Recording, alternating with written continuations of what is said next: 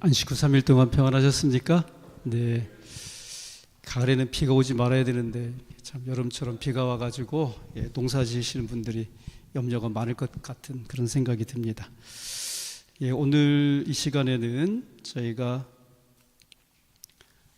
사무엘상 24장을 함께 연구하도록 하겠습니다. 사무엘상 23장은 저희가 안식일에 한번 언젠가 함께 말씀을 나누었기 때문에 그 말씀으로 대신하고, 오늘 이 시간에는 사무엘상 24장 관대함에는 제언하는 힘이 있다, 관대함에는 제언하는 힘이 있다 라고 하는 제목으로 함께 말씀을 나누어 보도록 하겠습니다. 제가 먼저 읽겠습니다. 파란 글씨를 읽어주시기 바랍니다. 다윗이 사울에게 이같이 말하기를 마침에 사울이 가로되 내 아들 다윗아, 이것이 내 목소리냐 하고 소리를 높이 울며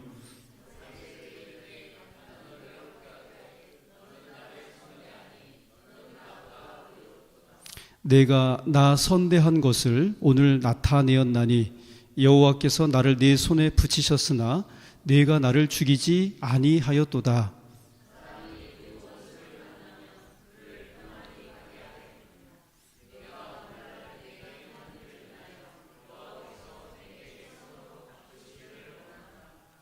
보라, 나는 네가 반드시 왕이 될 것을 알고 이스라엘 나라가 내 손에 견고히 설 것을 아노니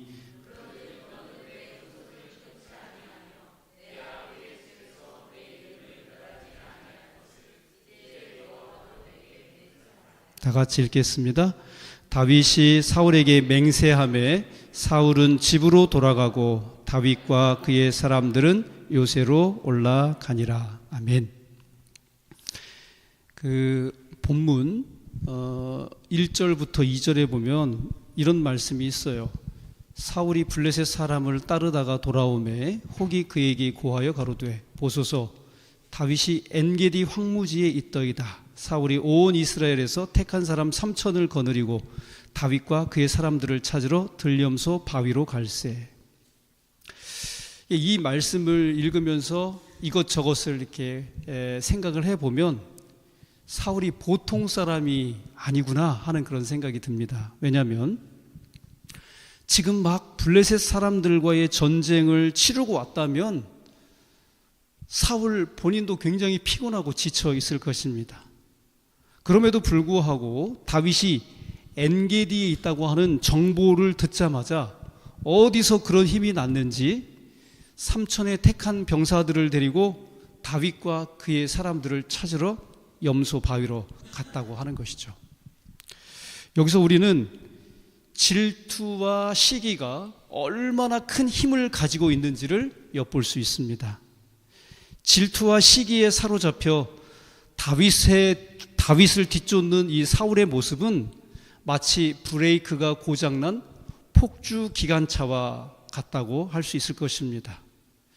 목숨을 내놓고 아들 요나단이 다윗을 지키고자 간청한 그 한 번의 요청은 약효가 있었습니다. 그러나 이 질투와 시기에 미쳐버린 사울은 통제불능의 폭주 기관차가 되어서 그 아들을, 그를 멈춰 세우려는 그 아들을 죽이려고 했다고 하는 것이죠.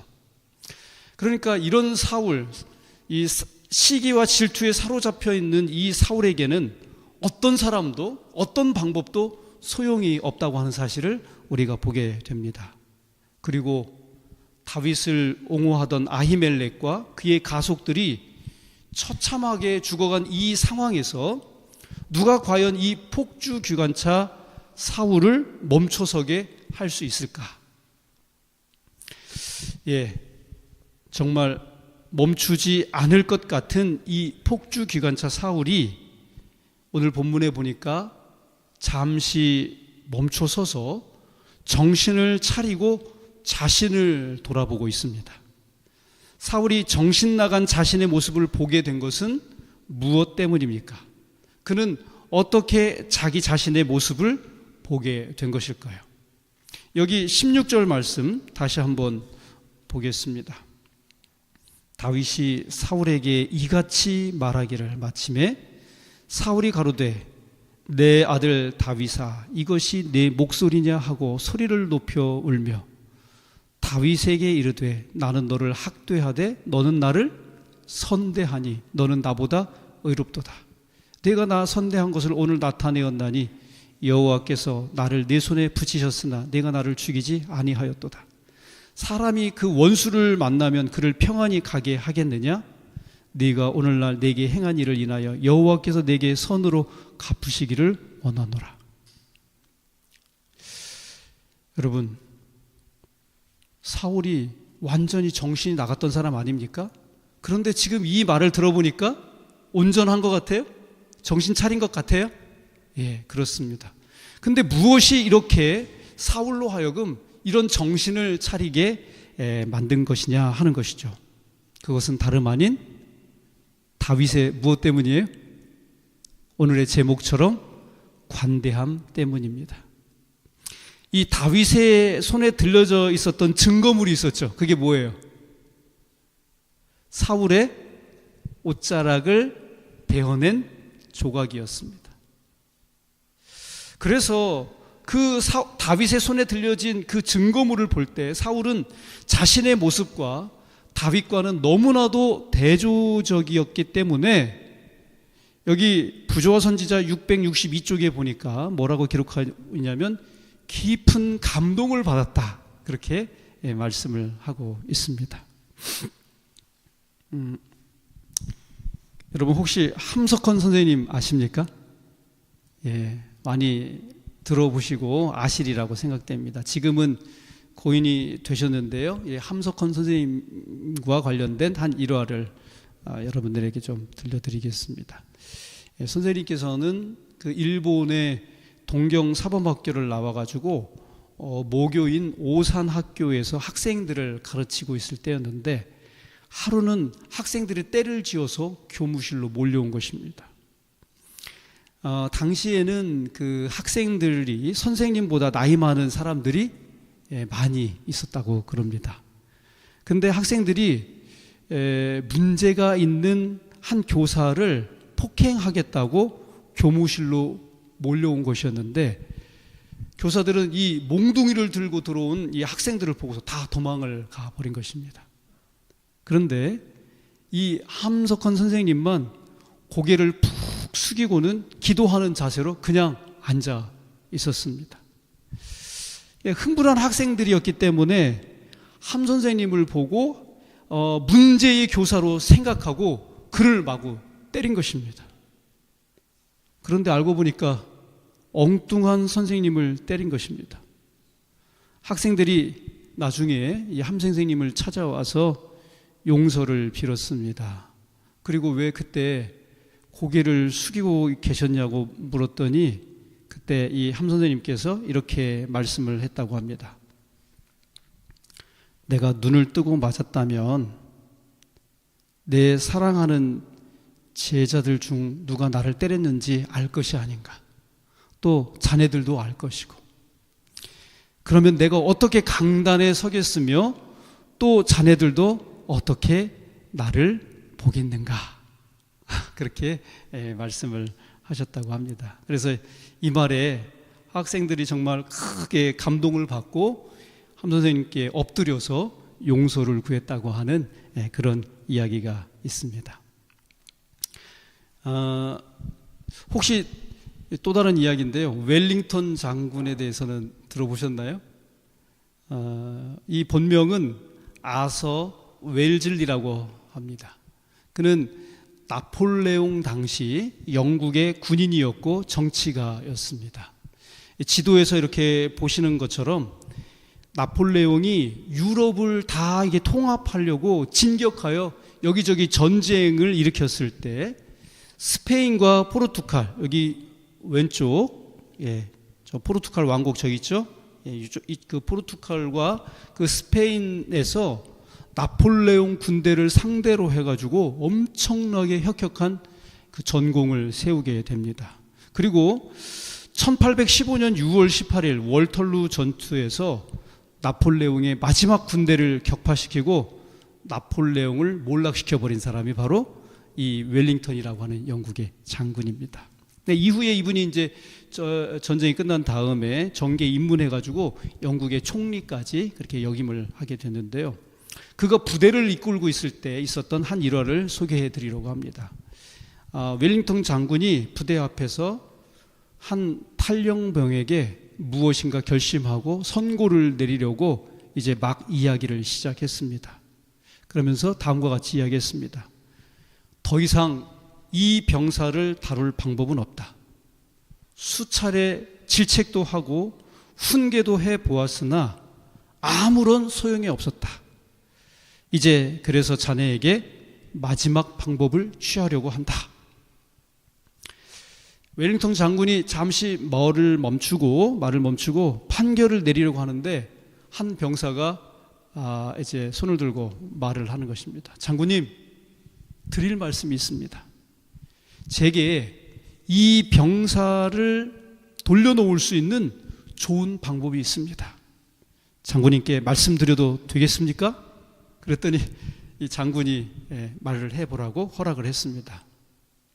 그랬더니 이 병사가 하는 말이 다름이 아니라 이제까지 한 번도 시도해보지 않은 일입니다. 그것은 그를 용서해 주십사 하는 것입니다. 병사의 말을 들은 웰링턴이 잠시 생각에 잠긴 것입니다. 그러고 보니까 그의 말대로 탈영병을 한 번도 용서해 준 적은 없었던 것을 알게 되었습니다. 그래서 웰링턴 장군은 탈영병에게 다시 한번 기회를 주고자 죄를 용서한다고 하는 판결을 거기서 내리게 된 것입니다.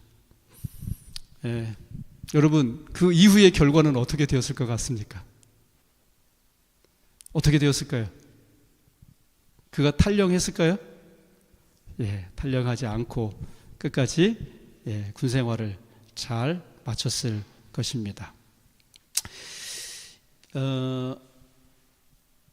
성경에서 예수 그리스도의 은혜를, 십자가에 용서하는 그 은혜를 너무나도 깊이 체험하고 그것 때문에 하나님 앞에 늘 감사하며 죄와의 싸움에서 승리했던 한 사람의 고백, 그가 누구죠?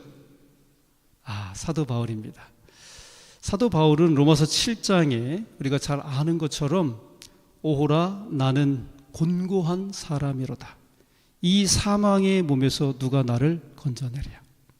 그래서 많은 이제 신학자들이 그리고 설교하는 사람들이 사도 바울의 로마서 7장의 경험을 죄인이었을 때를 그가 이야기한 거다, 이렇게 이야기하는 사람과 아니다, 그가 거듭난 사람으로서 지금 하나님 앞에 자기 자신을 고백하고 있는 거다, 이렇게 이해하는 두 부류의 사람들이 있어 왔던 것이 사실입니다. 그러나 저도 개인적으로는 로마서 7장의 이 사도 바울의 이 부르시즘, 하나님께 외치는 이 나는 곤고한 사람이라고 하는 이 외침은 거듭난 자의 경험이라고 저는 개인적으로 그렇게 생각하고 있습니다. 어쨌든 사도 바울이 정말 어쩔 수 없는 이 인간의 죄된 본성 때문에 자기가 아무리 개인적인 노력을 통해서 하나님의 말씀을 순종하고 그 율법을 지키고자 애를 쓰지만 자기 힘으로는 되지 않는다는 사실을 그가 분명히 인식하고 깨달았던 것입니다. 그러나 로마서 8장 1절의 말씀 우리가 다 한번 같이 읽어볼까요? 시작.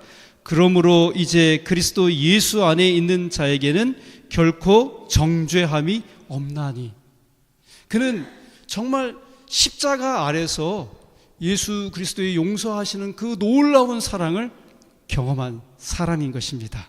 그리고 그것 때문에 그는 더 이상 죄와 상관없이 살아가는 그런 삶을 살 수 있었다고 지금 힘있게 그렇게 외치고 있는 것이죠. 근데 우리도 사실상 우리가 정말 주님을 믿노라고 하면서 이렇게 평생을 주님의 몸된 교회를 출석하며 또 신앙생활을 하지만은 제어되지 않는 우리의 죄된 본성 때문에 늘 괴로워하고 슬퍼할 수밖에 없다고 하는 것이죠. 여러분, 그럴 때마다 우리가 나아가야 할 유일한 장소가 있다면 그곳은 어딜까요? 여기 십자가 아래서 하나님의 놀라운 사랑과 그 은혜를 풍성히 경험하고, 그러므로 이제 예수 그리스도 안에 있는 자에게는 결코 정죄함이 없다고 외쳤던 사도 바울과 같이 우리도 그 십자가 아래로 나아가야 되지 않겠습니까? 네, 거기는 우리를 멈춰 세워서 새 사람이 되게 하는 하나님의 놀라운 사랑과 용서의 힘이 쏟아지는 그런 유일한 곳이라는 사실을 기억하시고 늘 그곳에 나아가실 수 있는 주님의 신실한 자녀들 다 되실 수 있기를 간절히 바라겠습니다. 그런데 여러분, 오늘 우리가 사실 원수를 외나무 다리에서 이렇게 만날 때 용서할 수 있어요, 없어요? 우리의 죄된 본성으로 그런 사람들 원수를 용서할 수 있어요, 없어요? 그런데 도대체 이 다윗은 어디서 그런 관대함을 얻게 된 것입니까?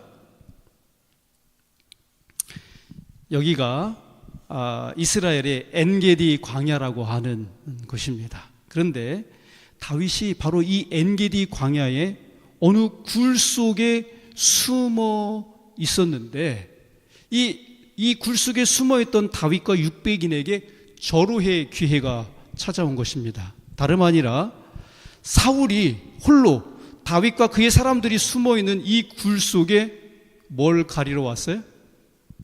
성경에 보니까 뭐라고 기록되어 있어요? 발을 가리러 들어왔다 그랬어요. 근데 이 발을 가리러 들어왔다고 하는 이 말은 히브리 사람들이 용변을 본다고 하는 그런 완곡 어법이라고 합니다. 그때 다윗의 사람들이 뭐라고 말을 하냐면 여기 사무엘상 24장 4절에 다음과 같이 이야기합니다.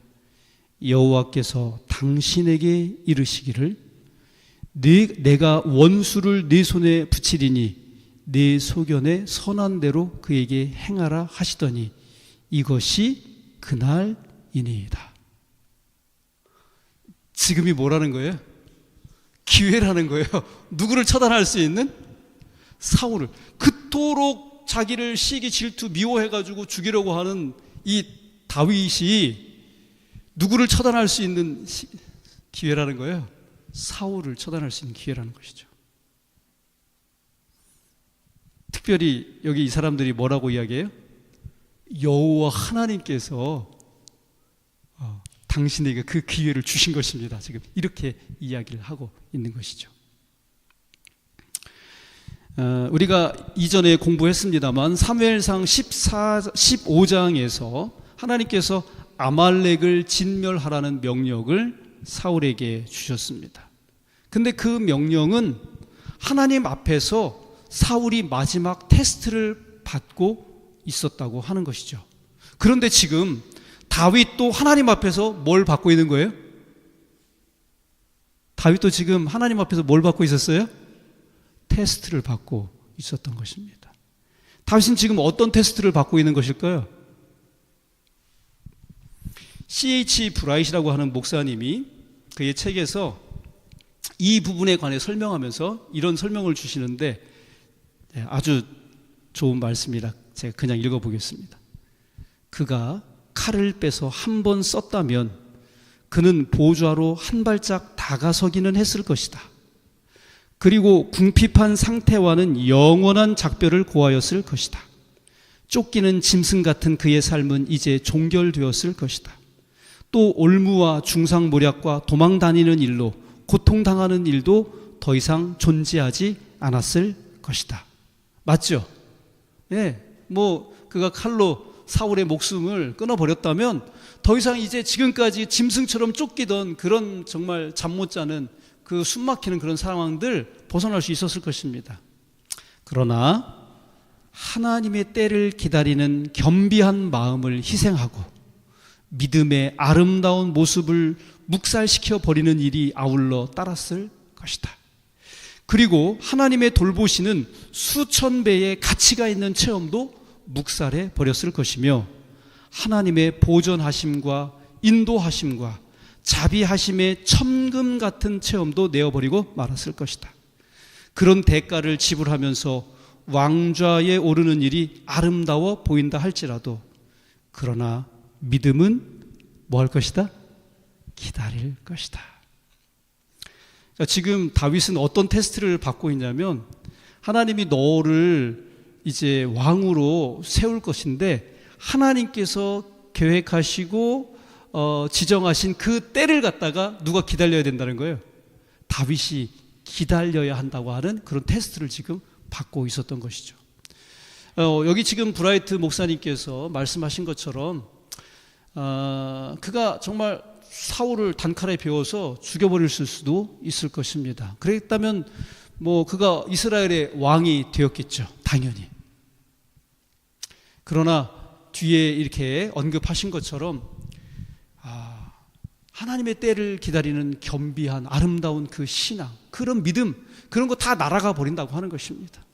또 하나님께서 어떤 위험천만한 상황에서도 지금까지 이 다윗을 지키시고 다윗의 생명싸개 안에서 돌보셨던 것처럼, 그렇게 또 돌보시는 그분의 놀라운 손길도 다 내어버리는 그러한 상황이 되어버렸을 거라고 하는 것입니다.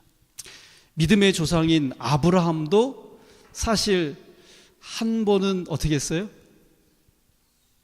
자기의 생각과 자기의 방법대로 하나님의 때를 기다리지 못하고 하갈이라고 하는 여종을 취하여 자기 아내로 삼아 아들을 낳았어요. 모세는 어땠습니까? 모세도 어머니의 젖을 먹으면서, 요게벳의 젖을 먹으면서 어머니에게 이야기를 드렸어요. 모세야, 너는 그냥 살아난 존재가 아니다. 너는 하나님의 일을 해야 할 사람이다. 너 이 땅에서 고난당하고 있는 너의 백성들을 기억하고 네가 그들을 구원하도록 하라 라고 하는 이야기를 모시받기도록 들었을 것입니다. 근데 하나님의 때가 있다는 사실을 모세는 알지 못했던 것이죠. 그리고 자기 힘으로 그것을 이루려다가 결국은 미디안으로 도망갈 수밖에 없는 그런 신세가 되었던 것입니다. 하나님의 약속을 기다리는 일에 실패하고 자신의 힘으로 하나님의 약속을 이루려고 했었던 우리 이 부조들의 삶을 우리가 또 보면서 얻게 되는 교훈이 있다고 하는 것입니다. 오늘 다윗도 하나님의 때를 기다리지 못하고 자기 손으로 왕이 되려고 했었다면 정말 이렇게 훌륭하고 하나님 마음에 합한 그런 왕이 되지 못했을 거라고 하는 것입니다. 로마서 8장 12절로 14절에 있는 말씀 우리 다 같이 한번 읽어보겠습니다. 시작. 그러므로 형제들아, 우리가 빚진 자로 돼 육신에게 져서 육신대로 살 것이 아니니라. 너희가 육신대로 살면 반드시 죽을 것이로되 영으로서 몸의 행실을 죽이면 살리니 무릇 하나님의 영으로 인도함을 받는 그들은 곧 하나님의 아들이라. 아멘. 하나님께서 우리에게 매 순간 이렇게 하라 저렇게 하라 우리 귓전에 직접적으로 말씀을 들려주시지는 않으실 것입니다. 대신에 로마서 12장 2절의 말씀처럼 오직 마음을 새롭게 함으로 변화를 받아 하나님의 기뻐하시고 선하시고 기뻐하시고 온전하신 뜻이 무엇인지 어떻게 하라고요? 분별하기를 원하신다고 하는 것입니다. 그러므로 우리도 매 순간 하나님의 뜻이 무엇인지를 분명히 분별하고 하나님의 길을 선택하여 그 길에 서 있는 주의 귀한 자녀들 다 되시기를 간절히 바랍니다. 그런데 말입니다, 다윗으로 하여금 하나님의 뜻을 분별하는데 어렵게 하는 것이 있었다고 하는 것입니다. 그것은 다름 아닌 다윗의 사람들입니다. 그들이 지금 다윗 옆에서 뭐라고 하죠? 여호와께서 당신에게 이르시기를, 그렇게 이야기합니다. 예전에 보면은 아마 지금도 그럴지 모르겠습니다. 대선이 가까워오면 각 정당마다 후보를 선출하느라고 난리지요. 그런데 이게 출마하는 사람들마다 뭐라고 하면서 나오죠? 예? 대선에 이렇게 출마하는 후보들마다 보면 뭐라고 하면서 나와요? 백성들이 원하고 국민들이 원하기 때문에 이렇게 또 출마를 했노라, 이렇게 이야기를 합니다. 우리 김대중 전 대통령께서도 정계 은퇴를 선언하시고 떠나 계셨어요. 그죠? 근데 다시 대선에 출마하시면서 뭐라고 하셨어요? 국민들이 원하기 때문에 이렇게 다시 돌아올 수밖에 없었다, 이러시면서 출마를 하셨습니다. 어쨌든 그분이 그래서 이제 당선이 되셔서 대통령 하셨기망정이지 못하셨다면 또 어땠을까요?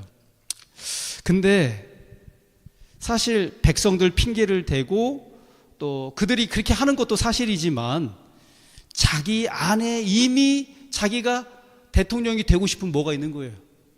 욕심, 그 마음이 있는 것입니다. 그리고 그렇게 하려고 하는 것은 누구 때문이에요? 자기들 곁에 있는 자기 사람들 때문이라고 하는 것이죠. 여러분, 여기 자기 사람들이라고 하는 것은 엄밀히 말해서 자기의 연장선이라고 하는 것입니다. 이들의 이야기를 백성의 뜻으로, 국민의 뜻으로 받아들이고 싶은 것이 우리 보통 사람들의 생각이고 마음이라고 하는 것이죠. 그래서 여기 부조 선지자 662쪽에 보니까 이렇게 말씀을 하십니다. 다 같이 읽겠습니다. 시작. 다윗도 그 일을 그렇게 보려는 유혹을 받았으나 양심의 소리는 그에게 여호와의 기름 부음을 받은 자를 해하지 말라고 말하였다. 아멘입니까? 다윗도 사람인지라 그런 유혹을 받았다는 것입니다. 정말 이 한 번 칼을 쓰기만 한다면 그의 삶이 너무나도 편안한 그런 삶이 될 수 있었을 것입니다. 그러나 그의 마음속에 들리는 하나님의 음성, 양심의 소리만큼은 그렇게 해서는 안 된다고 했다고 하는 것이죠. 오늘 저는 말씀을 줄이면서 이 양심에 대해서라면 둘째가라면 서러울 사람이 성경에 한 사람이 있는데 그 사람이 바로 누구예요? 사도 바울입니다. 여기 사도행전 23장 1절에 보니까 바울이 공회를 주목하여 가로되 여러분 형제들아, 오늘날까지 내가 범사에 뭐를 따라? 양심을 따라 하나님을 섬겼노라 하거늘. 여러분, 우리도 양심을 따라서 하나님을 섬기실 수 있기를 간절히 바랍니다. 사도행전 24장 16절 우리 다 같이 읽습니다. 시작. 이것을 인하여 나도 하나님과 사람을 대하여 항상 양심의 거리낌이 없기를 힘쓰노라. 그가 무슨 일을 하든 하나님과 사람 앞에서 양심의 거리낌이 없도록 그렇게 살려고 그는 애쓰고 노력했다고 고백합니다. 로마서 13장 5절도 함께 읽습니다. 시작. 그러므로 굴복하지 아니할 수 없으니 노를 인하여만 할 것이 아니요 또한 양심을 인하여 할 것이니라. 그렇습니다. 사도 바울은 정말 그가 무엇을 하든 어디에 가든 어디에 있든 하나님과 사람 앞에 양심이 거리낌 없이 살기 위하여 그렇게 애를 쓰고 분별하여서 하나님의 뜻을 따른 사람이라고 하는 것입니다. 우리 서천교회 모든 성도님들도 정말 법 없이 사시는 분들이시지만 오늘 우리가 법 없이 사는 것에 만족하지 아니하고 정말 하나님께서 보실 때 만족하고 기뻐하실 만한 양심의 소리를 들으며 하나님을 위하여 그렇게 살아가실 수 있는 주의 귀한 자녀들 다 되실 수 있기를 간절히 바라면서 오늘 말씀을 맺도록 하겠습니다. 오늘의 기도의 제목입니다. 십자가의 용서로 구원받았음을 기억하고 우리도 주의 관대함을 따라 우리도 관대함을 베풀 수 있는 그런 사람이 되게 해달라고 기도하십시다. 그리고 전도회가 11월 5일부터 9일까지 있는데 강사 우리 전유섭 목사님과 구도자분들을 위해서 기도해 주시면 감사하겠습니다. 계속해서 주차장 허가 문제가 정말 굉장히 중요한 것 같습니다. 주차장 허가와 착공을 위해서 끊임없이 우리가 기도해 왔는데요. 오늘도 기도하겠습니다. 그리고 우리 환우분들을 위해서도 기도하도록 하겠습니다. 이 시간 또 함께 기도하는 시간을 갖도록 하겠습니다. 두 분, 세 분 이렇게 함께 기도하시면 감사하겠습니다.